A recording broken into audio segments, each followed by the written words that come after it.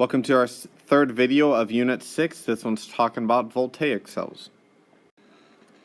The energy released during redox reactions can be used to perform electrical work, and this is commonly done through a Voltaic cell. Almost any time in which we have some sort of battery powering some other device, that is typically through the use of a Voltaic cell. We're in the unit of electrochemistry, so we're going to be talking about the chemistry of electricity.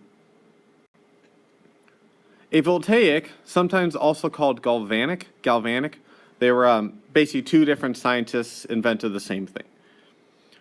Anyways, it's a device in which the transfer of electrons takes place through an external pathway, which ends up providing electricity, rather than directly between reactants in the same vessel. So long story short, you have basically two types of reaction vessels, and they're connected by a wire.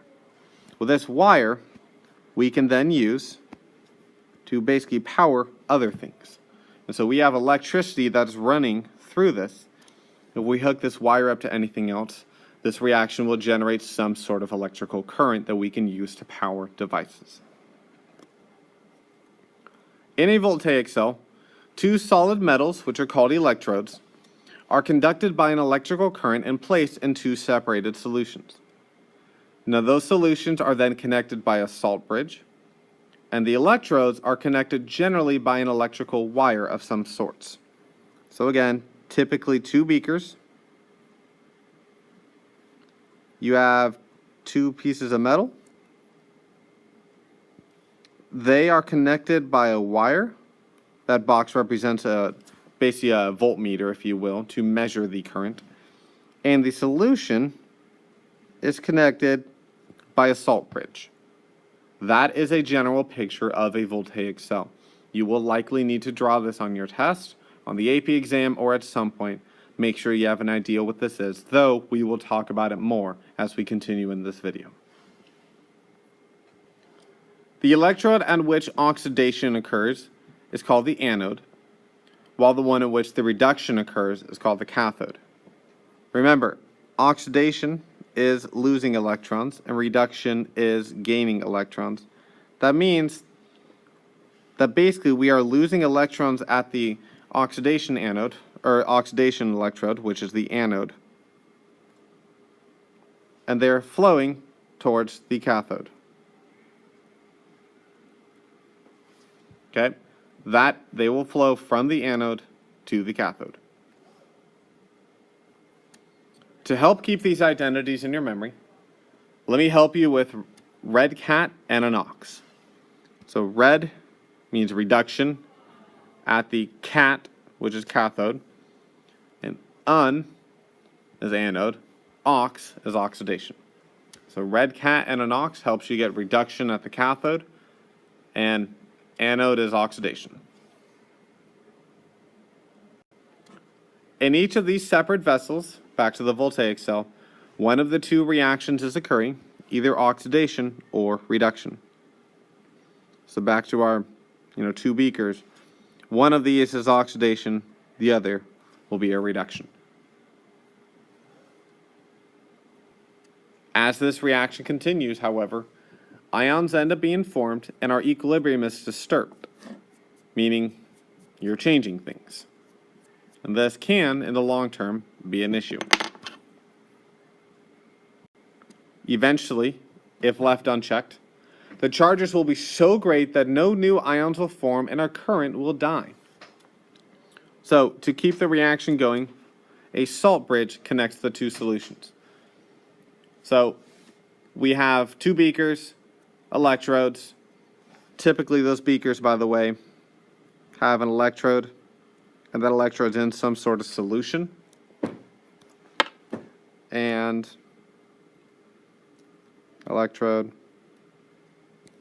wire, and then the salt bridge connects these. It is not a bridge of salt. Let me tell you actually what it is.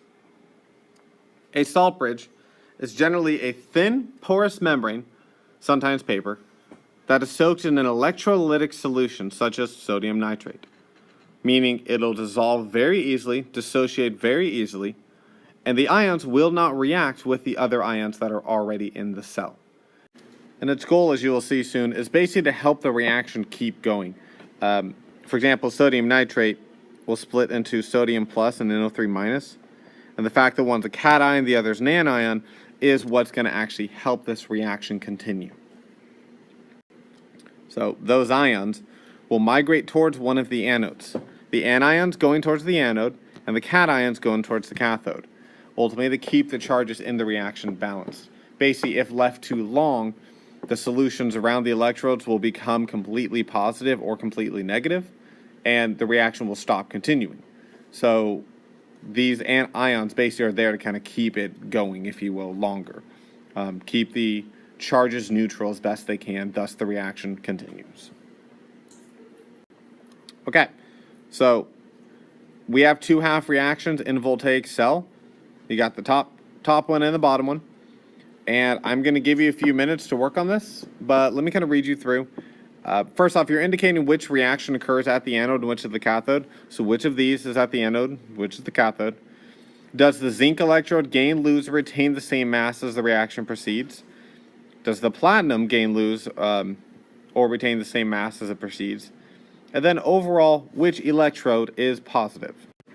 As for positive, the cathode will be positive because it's gaining the cations, whereas the anode will be negative because of the anions.